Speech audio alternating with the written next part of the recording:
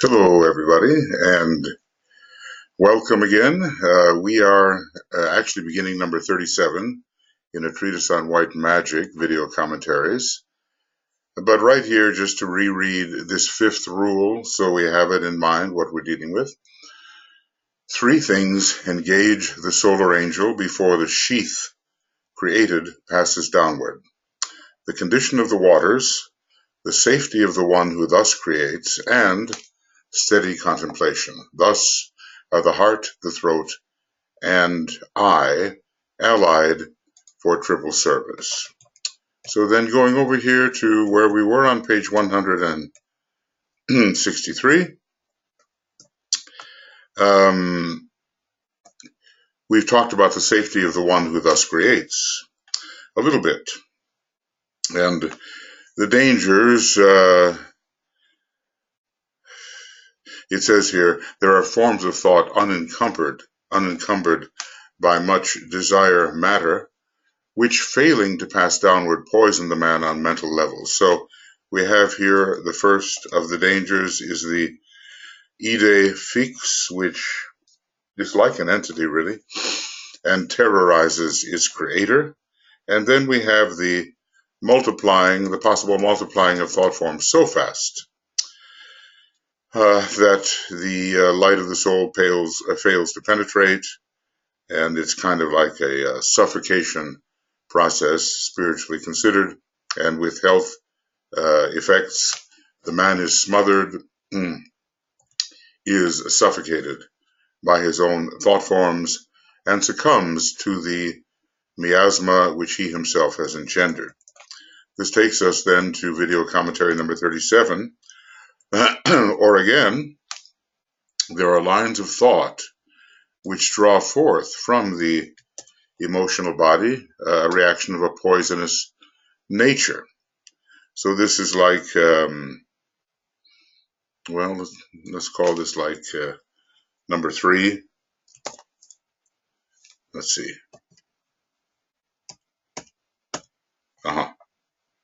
This is right.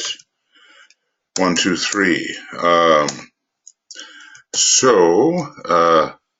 Yeah, here we go. Number 3.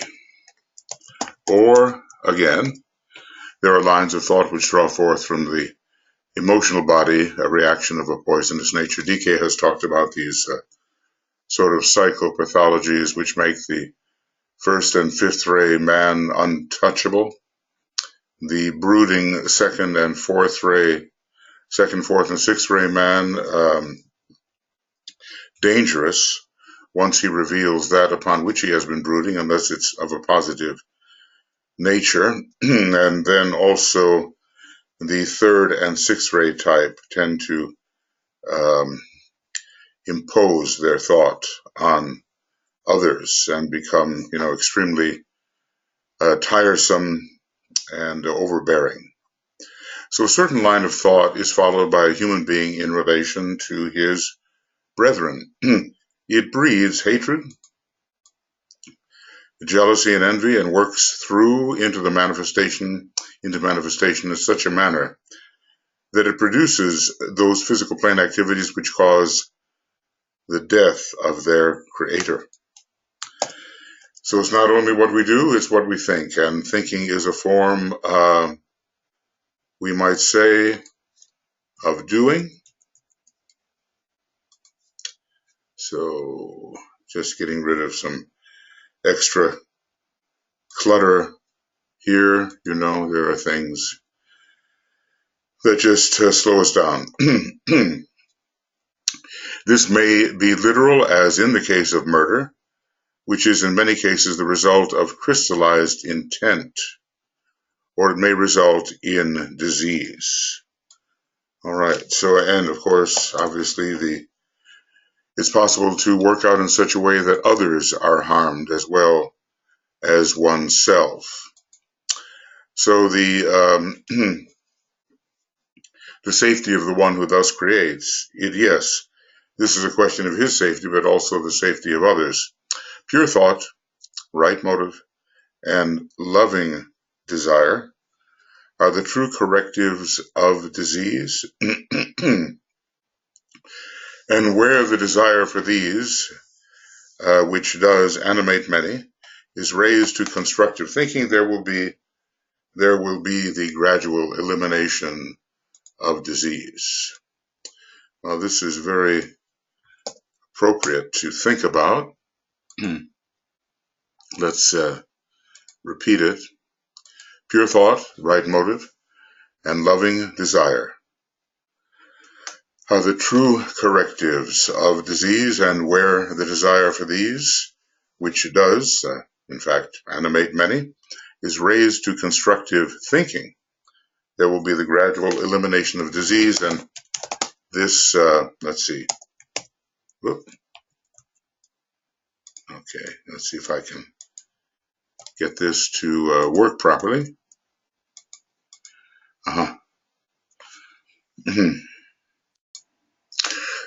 Well, there was just a little freezing of the screen there for a moment. But in any case, this will also lead to initiation. Let's see if I can. It's hard to say exactly what has been carried over from before, but we'll start it here. The initiate of the third degree is unlikely to fall victim to the usual illnesses. There may be illnesses, but not the usual. And let's just say that this is even more true, even more true of the initiate of the fourth degree, unless for special purposes such an initiate is taking upon himself the disease, the strain of others. And this happens, I'm remembering a story about Ramana Maharshi.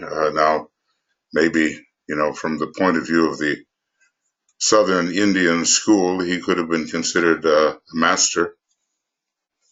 And I'm recalling that his disciples offered to take his cancer away. I think he had cancer of the throat, something like that. I know that Ramakrishna did. But it was some form of cancer, and Ramana Maharshi said to them, well, where do you think I got it? Meaning, of course, that he had taken it on from them. So let it never be forgotten that the great ones do not look for those who only desire and aspire. This is so important. They look for those who blend with their desire, the determination to learn to use the mental bodies and become creators, and who will work constructively towards these ends. So the masters look for practical, creative people, and not simply for those who desire and aspire. There is a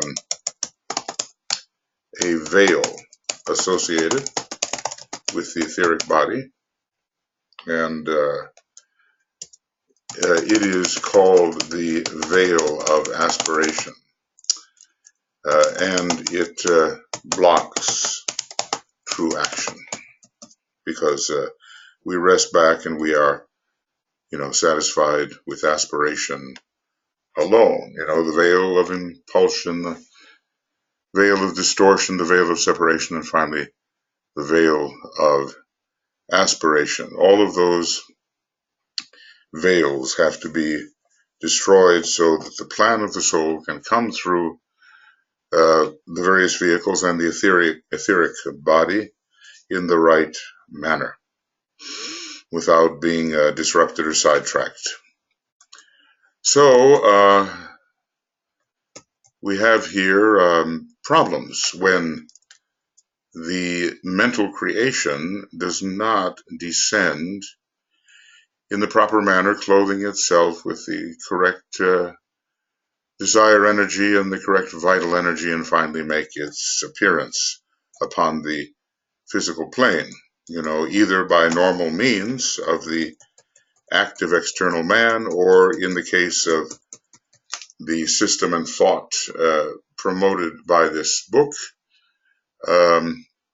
by magical means, a special inner magical process which causes thought forms to actually appear without the, as it were, hands and feet of the objective man. And thus it will be seen why in all systems of true occult training, the emphasis is laid on right thinking, loving desire, and clean, pure living. And this clean, pure living, this is associated with the etheric body and the dense physical body. So the mind, the astral body, and the etheric physical nature. The emphasis is laid on, it's the foundation really, right thinking, loving desire, right thinking in line with the plan, and that portion of the plan which it is the will of our supervising soul that we, the soul in incarnation, carry out is really our will. Loving desire, the desire which leads to harmony and unity, and pure, clean living which does not corrupt in any way the form which must be taken. Only thus can the creative work be carried forward with safety. And only thus can the thought form pass downward into objectivity and be a constructive agent on the plane of human existence. And also we find that there are many destructive agents. The methods used by the brother of the left-hand path and the methods of white magic have many similarities, but the motive is entirely different, and the alignment of the white brother, the white magician, goes much higher and not out along the line of Mahat and some sort of obscure Davic line which DK hints at but does not fully describe. In any case, it strengthens materialism, that particular unwholesome method. But the white brother is aligned with the divine plan via the Antikarana, and with the purposes of himself as a triad monad and the purposes of the planetary logos in whom he, the white brother, plays his part. So now the third requirement is that there be steady contemplation.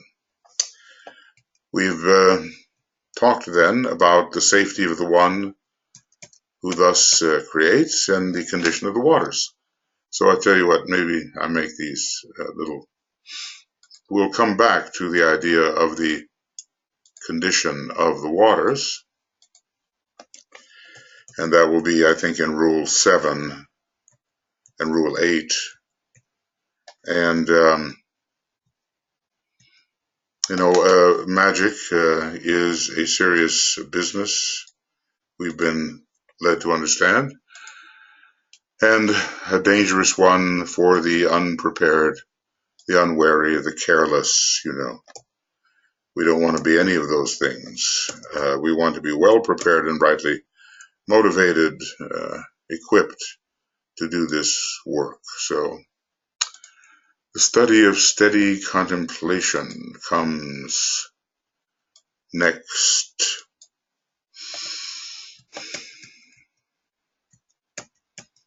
Going back here, these are the factors: the condition of the waters, the safety of the one, who thus creates, and steady contemplation. These are the factors which are being presented and discussed in Rule 5 here. Okay, now, steady contemplation.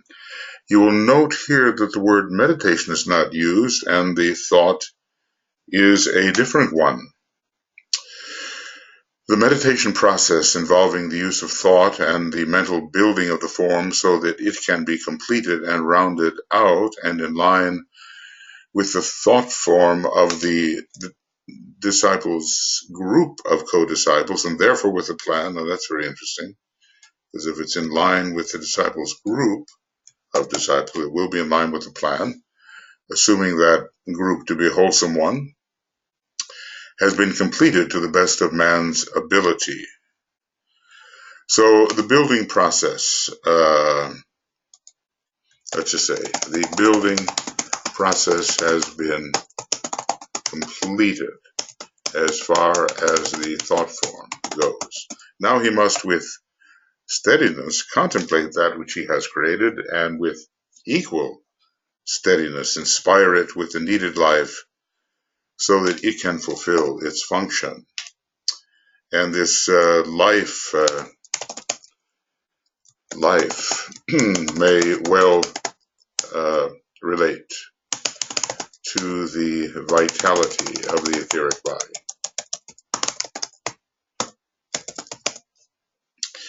So contemplation is another step. It's the step beyond meditation. Concentration, meditation, contemplation, illumination, inspiration, initiation.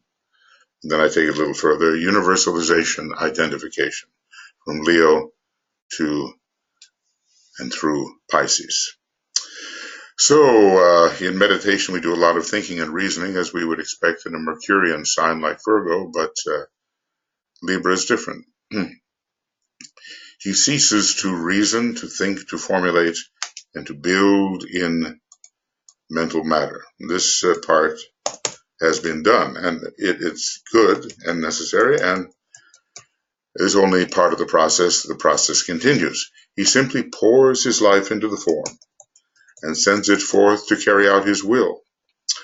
Just as long as he can contemplate and hold steady, so will his creation fulfill its intention and act as his agent. So much steadiness, we might say poise, a Libran quality, is needed, and much uninterrupted gazing upon that that which has been built. There's also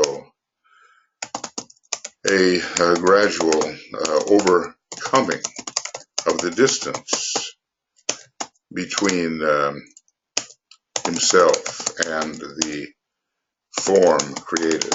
In one way, he has to remain detached, and in another way, he remains somehow substantially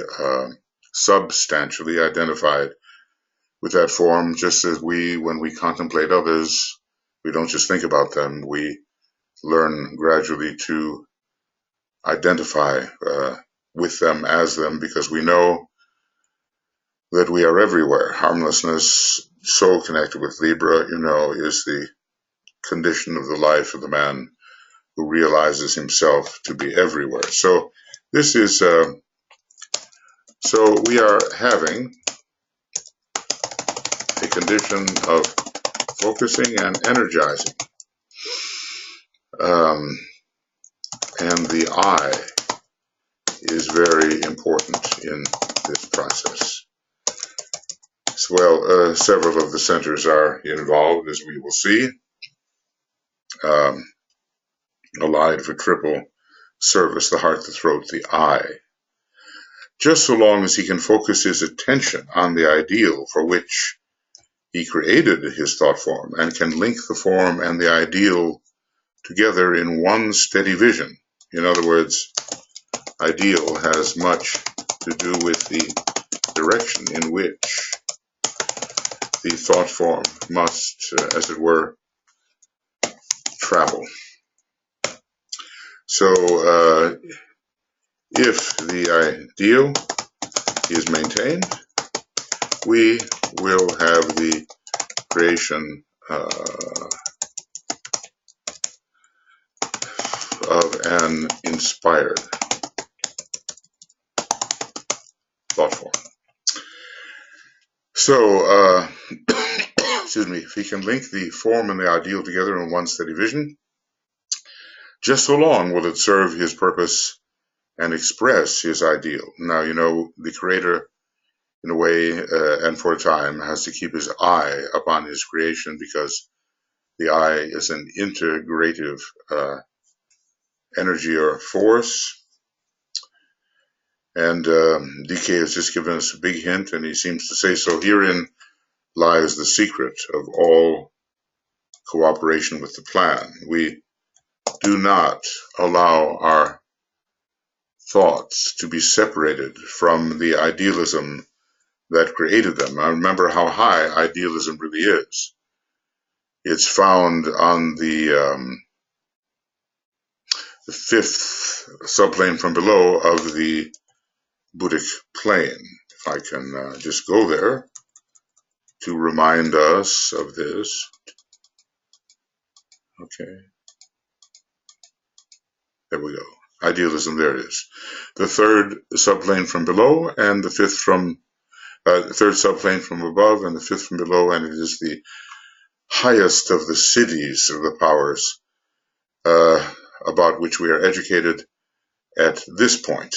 There are others and higher, and DK is withholding information about them because they are the objectives of the master of the wisdom. And the highest one is an objective even of a Chohan of the 6th degree. So, we have to deal with our thought form in a particular way. We have to keep our thought form inspired by the energy of high idealism associated with the divine plan. And, you know, I think we can do that. Maybe there are some moments when we may seem to lose our inspiration, but we have the method by which we can regain it. And those are meditative methods.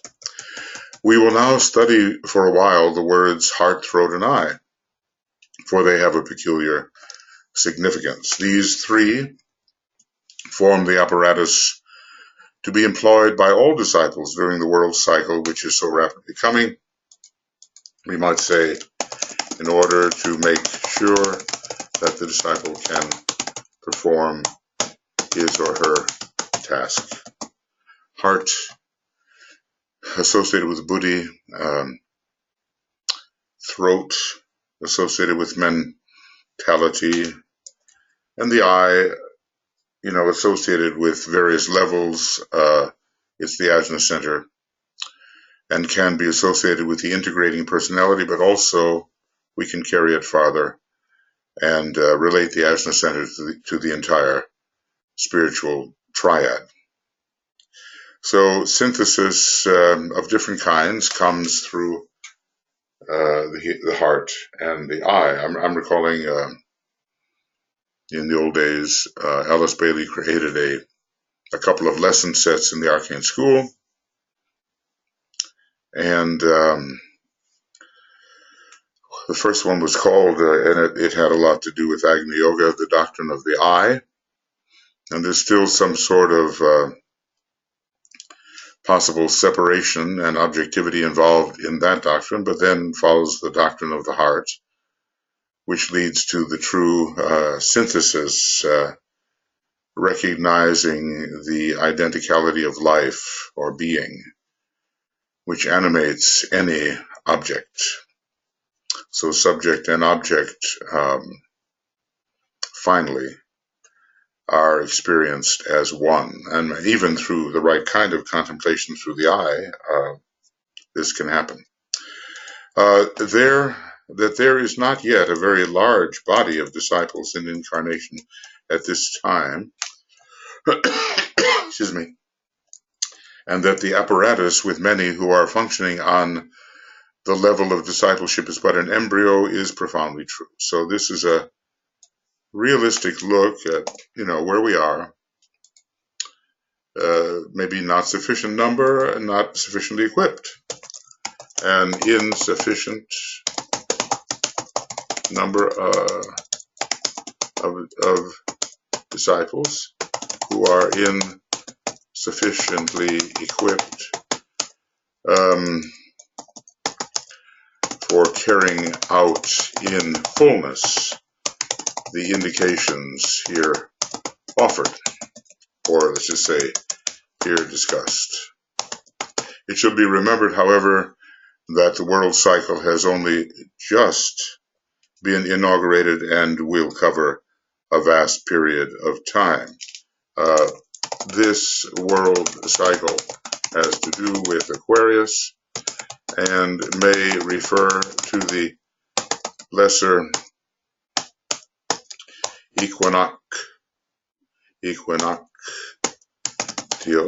I'd like to be able to spell that, equinoctial age, or the greater age of approximately 25,000 years, also to be lived under the larger influence of Aquarius. So this equinoctial age, the earlier one, is about 2,000 years. Sometimes it's generalized as 2,500 years, 2,500, and sometimes more specifically, according to the kinds of numbers that are used when calculating yugas, 2,160 years.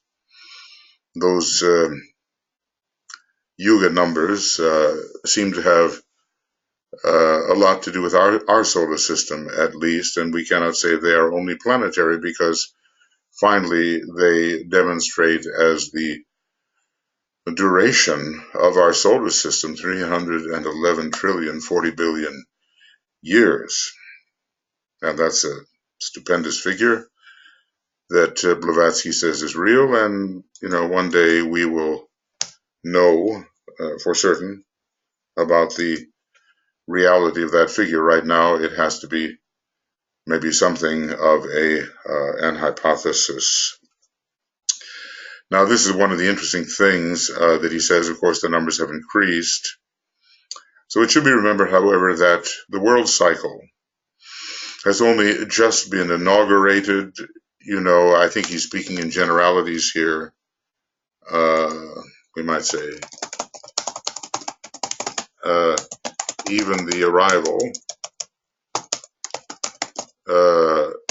of the highly Aquarian Francis Bacon was in the early, or let's just say in the late 16th century, was a kind of harbinger of the age of Aquarius, which is to begin fully in the year 2117. For that item of information, we are very grateful. You probably know the story that Keith Bailey and I were given some papers back in the old days by the last remaining disciple, and in it was a letter in which the Tibetan was speaking to Roberto Assagioli, and this letter was never published. And he does talk about the alignment of the vernal equinox with the 30th degree of Aquarius, as this process is retrogressive, going what we would consider to be backwards through the signs. and the way he expressed this information revealed to us that the year 2117 was the year when we could really begin to say that we had extracted ourselves from the Piscean sixth ray influence and had really and truly entered the age of Aquarius. And we might say, Francis Bacon apparently died, we don't know, around the year 1616 or 1617, which is just 500 years before this official beginning of the age. And that's how what we're told about is however you measure it, a 500-year overlap when dealing with the smaller equinoctial precessional ages. As well, interestingly, there is a Venus transit across the face of the sun, such as we recently have experienced in 2004 and 2012. During that year, 2117. So the world cycle, and we'll cover a vast period of time. Now, because he said a vast period of time, this suggests that the world cycle is the Aquarian Platonic, we'll call it a great Platonic age of approximately 25,000 years, or if we take 20, let's see how we would do this. Okay, we will take 2160 and multiply by 12, and we'll get 25,944. So let's look at that again, clear it, and just take a look. Where is the clear? Somewhere? I'm sure I'm looking at it somehow. Well, maybe if I cannot, there it is.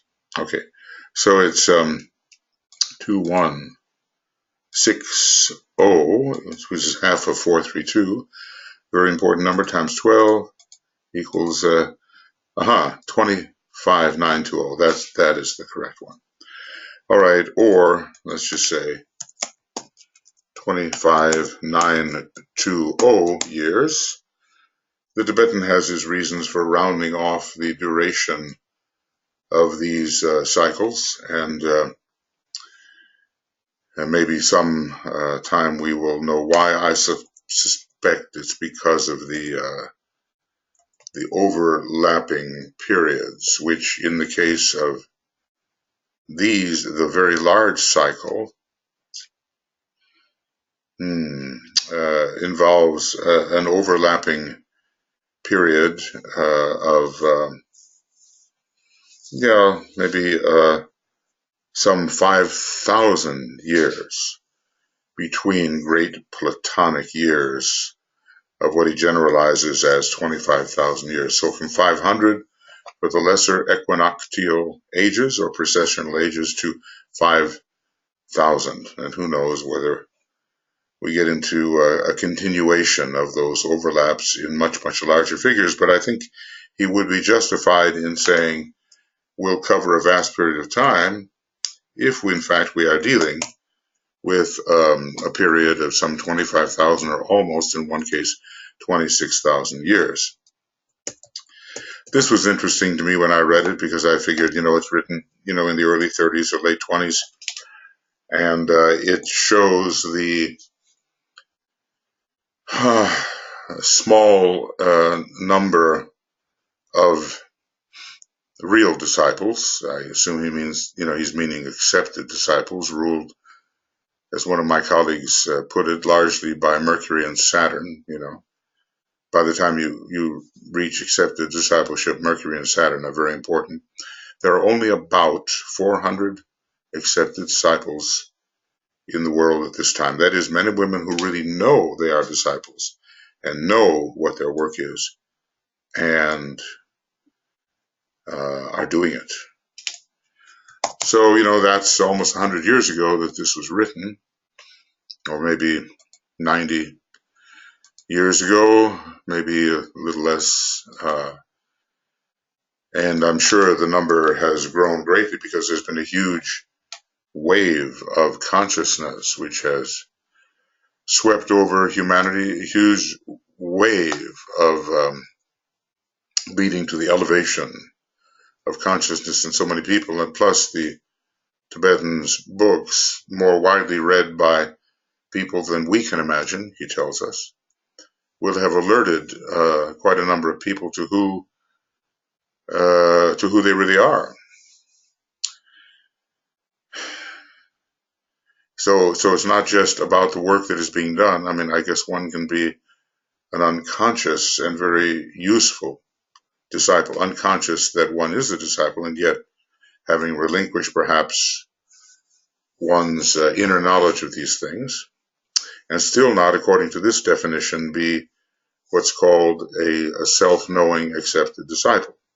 There are only about 400 accepted disciples in the world at this time. That is, men and women who really know they are disciples and know what their work is and are doing it. And so, you know, from this perspective, they have to have occult knowledge. There are nevertheless many hundreds out of the present generation of young people who stand on the verge of acceptance, and thousands are on the probationary path. Now, these numbers are not great, but the incarnational process is wisely controlled by the masters, so that sufficient numbers of disciples will have taken incarnation when certain acts or factors or certain actions for which they would be responsible must take place. You know, this is all about the divine plan and what kind of army of Maitreya, or how many in the army of Maitreya are needed to fulfill the requirements of any particular years or decades or quarter centuries, etc. All of this, I suppose, is controlled by the three great lords to a degree. Nevertheless, of those many who stand on the verge of acceptance, perhaps some of us are those. We have to make sure that we do what is required so that true acceptance comes. That is our duty and our requirement. It's so easy to talk about these things, you know, somewhat in general, and not realize that the ball is in our court and that we must be the ones who take the necessary steps to, as it is said, make the grade. It is our responsibility, RSPB, to take those steps which will allow us to make the grade. Okay, so I think that number is interesting. I wonder what it would be now. You know, would it be probably in the thousands? And how many thousands, you know? Because if that wave of consciousness, which was not really available in the late 20s, really swept over humanity, and the number of accepted disciples remained what it was as given in this book, then the wave would not have performed its task. In all truly esoteric groups, there should be forming a group in which an intellectual understanding of this mechanism of heart and throat and eye will be found. This is what we call technical occultism, sometimes associated with the fifth ray, but necessary to all eventually. We all get time to spend on all of the rays from the personality perspective, and add to that the rays of the mind or the emotional and physical vehicles. And we do spend time on all the rays, and even the fifth ray, which some people who are more into abstract things kind of hold up their hand and say, well, that's not for me, but it is for us. It is the ray which guarantees the possibility of initiation. It should be constituted of those who are submitting themselves to a discipline and a training which will make its use a demonstrated fact in nature to them. So, it's not just enough to talk about the heart and throat and eye. We have to demonstrate the activity of, or let's just say even the conscious activity of the heart, throat, and eye. And I would call attention to those words and request their careful study. So many of us are members of esoteric groups, and if we're careful in our study, we will arrive at an intellectual understanding of the mechanism of heart and throat and eye. And if we persist in our service, we will arrive at a practical understanding of how, by will, these different energy centers can be put into still more productive use than they already are in our case. So these esoteric groups, this group, so let's say it, meaning the inner group, should be constituted of those who are submitting themselves to a discipline and a training which will make its use, the group's use, a demonstrated fact in nature to them, or the mechanism. We can say it's the mechanism's a use, a demonstrated fact. So, and another thing to notice here, that every truly esoteric group has a still more esoteric inner core. And DK demonstrated this. He'd get 9 people together, but of those 9, 3 were central to the process. And this is, if I could only find that diagram that shows a triangle in the middle and at each apex another triangle coming off the point. So basically it's as if there were 4 triangles, and the inner triangle members participated in each one of them in more than one triangle. I'll see if I can find that. It's somewhere here, but I always hesitate to go on one of those great searches, as Tui and I do have a webinar coming up here in just a very short time. A mechanism, so I would call your attention to this, a demonstrated fact, and this is all about practical occultism. The mechanism in the natural body comes into use in 2 ways. By natural body, do we mean the dense physical body? Let's just see, because to a certain extent, any body on the lower 18 subplanes is of nature, we might say.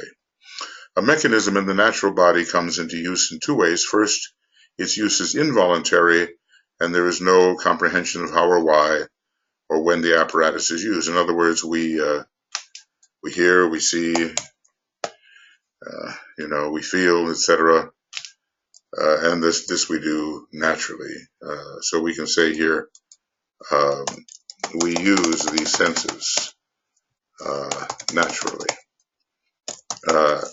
and without attention to what they are or how they can be further cultivated.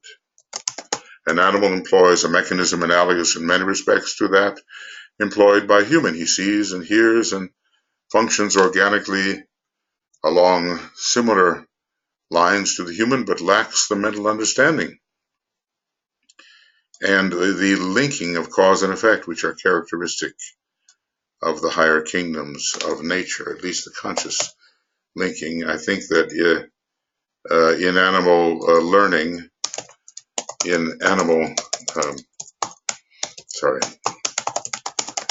there is an unconscious linking of cause and effect. At least it appears that way, though there is no vivid consciousness of this happening and no awareness, objective awareness of this linking. It just has a practical result. Now, so here is a further description. A similar state of affairs exists in the early stages of the path of discipleship and the final stages of the probationary path. He's telling us something interesting. The path of discipleship begins earlier than the path of probation. Interesting. And the final stages of the probationary path. The disciple becomes aware of capacities and powers which are not as yet intelligently under his control. They are present, but not controlled, or to be used at will. He experiences flashes of insight and of knowledge which seem unaccountable and of no immediate use. He contacts vibrations and the phenomena of other realms, but remains unaware of the process whereby he has done so. So, so far, because of lack of occult training, there is no scientific approach to the utilization of these abilities, and is incompetent either to renew or recall the experience. So within his etheric body he senses active forces. Sometimes he can localize them, and in any case he admits theoretically that there is awakening into conscious activity, a sevenfold structure, which is symbolic in form and potent when employed. This is the awakening process.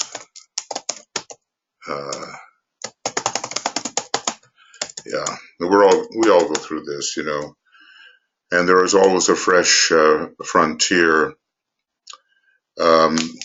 We have a number of mechanisms within us, and we have to learn really how to use these mechanisms. To recognize, that an occult mechanism is beginning to come to life, it's not the same as utilizing it consciously. He cannot as yet control it, and he is quite incapable of calling it into intelligent cooperation with his purposes and ideas, no matter how hard he tries. This is the beginning stage. Something's there. It's interesting.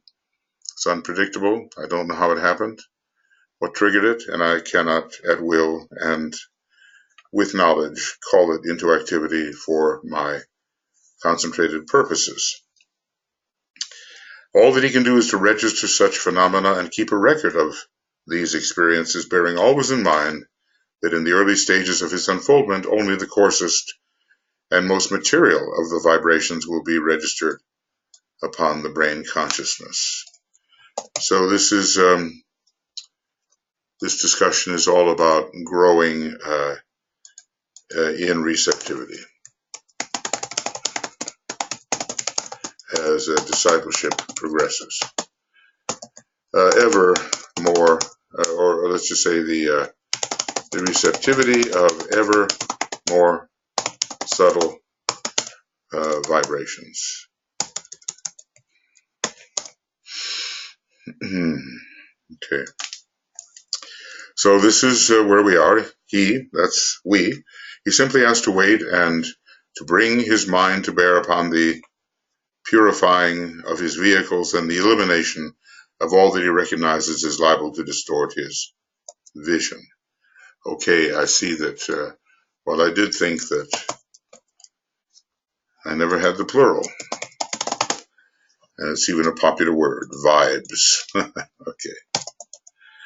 He simply has to wait and to bring his mind to bear upon the purifying of his vehicles and the elimination of all that he recognizes as liable to distort his vision, and the theoretical approach to growth is useful at this stage. The teaching advises what to do.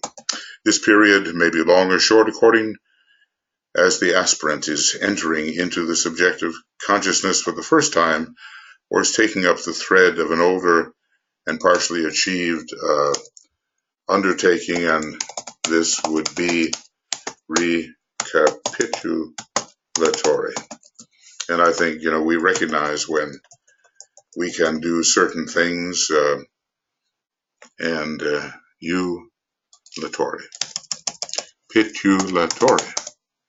recapitulatory. All right, well, there's capitulatory, so there must be a recapitulatory. All right. I've been writing a lot of operas in my life, and someone said, oh, well, you really must have been involved in that kind of work before. A number of people have told me because, it came fairly quickly in the whole design of it, and I believe they're correct, and I'm sure we all have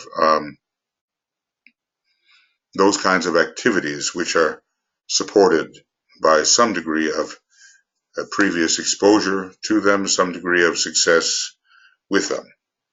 I would like here to make perfectly clear to all true and earnest aspirants that in the training to be given during the next few decades, the unfoldment of astral vision and hearing will be ruled out. The next few decades. What does he mean by few? Let's see. What are a few?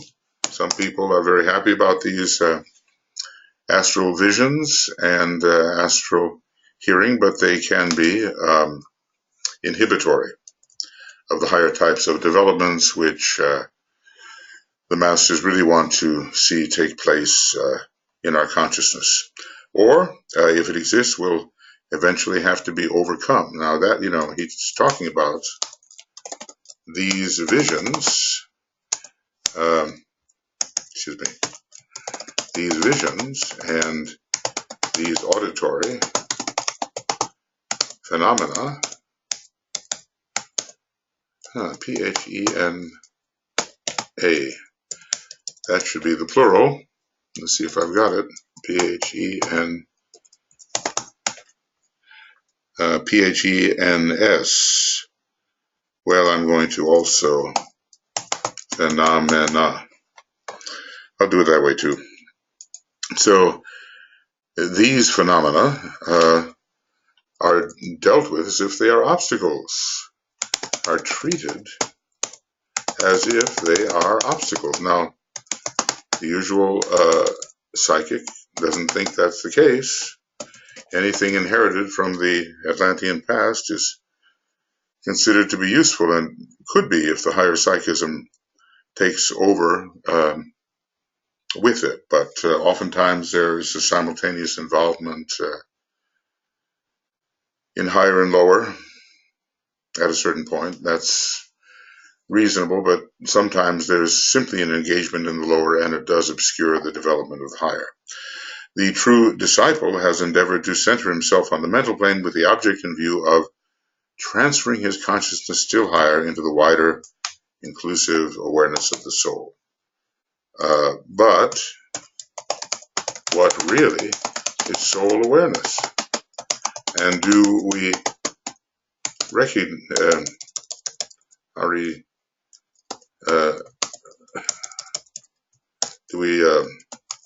recognize it when it occurs?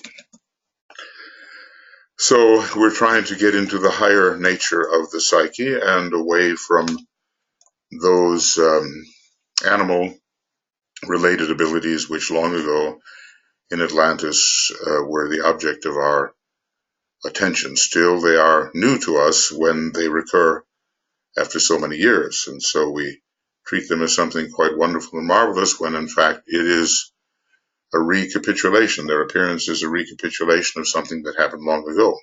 His aim is to include the higher, and there is no need for him at this stage to regain that astral facility which was his possession, as you well know, was the possession, as you well know, of the little evolved races of the earth and of many of the higher animals.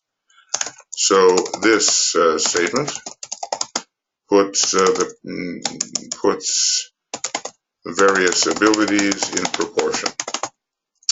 Master Moria says, well, you know, if you want to get people's attention, compare what they do to what animals do, and then the pride of human pedigree will take over and people will be more cautious. There are, you know, some early psychic races still on our planet, and as far as contact with soul goes, it's not part of their recognition or their approach. Although in the very, very early days, maybe early Lemurian days, we're told that the human being looked with great devotion upon the inner solar angel, which was definitely sensed at the time.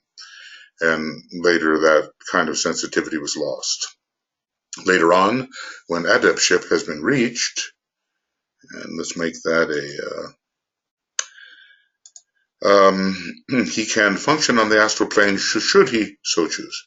But it should be remembered that the masters work with the soul aspect of humanity and all forms, and the master works and does not work with their astral bodies per se. Okay, this has often been forgotten by teachers both in the East and in the West. And so, you know, obviously, must now be remembered. Okay, wait a second. Must now be remembered, even if some humbling is part of the memory of this fact. Okay, well, we have our webinar coming up, everybody, and I just want to say that this will be the end of a Treatise on White Magic video commentary, number 37, I believe, I hope so. Number 37, and we started out on page 163, I believe, and we are now at 166. But the only way I can really tell, and it's a great failing of mine, unfortunately, is to go back to the beginning. So this is the beginning of a Treatise on White Magic video commentary number 38, and we are on, at least on page 166, and let's see where we,